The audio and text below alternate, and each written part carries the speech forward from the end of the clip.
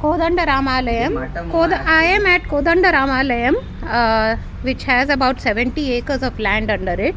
This is in Shamshabad. As you can see, the temple land has been given off supposedly on lease over here, and we are being told by the locals that Endowments has given this on lease, whereas they were supposed to be on a 3-year lease. It was to be a 3-year lease. They actually have given it on a 12-year lease. It is believed that the government and everybody else is involved. Very big leaders are involved. Totally, the land was 70 acres of land, which has now been sold off. This is 70 acres of temple land. As you can see, commercial sheds have been built here. Commercial concrete work is going on.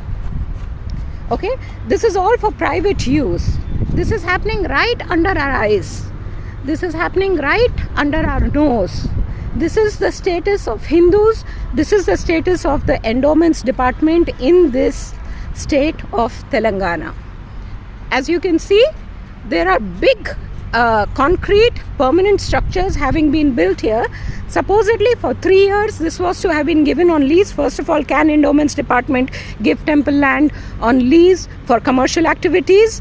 And then, suppose if they can, the next question to ask is, how did they allow permanent constructions happening here? This is temple property and there is absolute looting going on of this property. There is another area that I must show you, which has been segregated,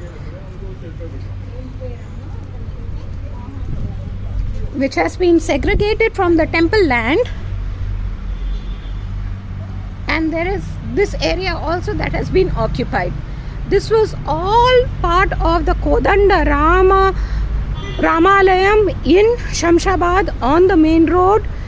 70 acres of temple land, of which about 10 acres seem to have been given away for permanent commercial structures, sold off.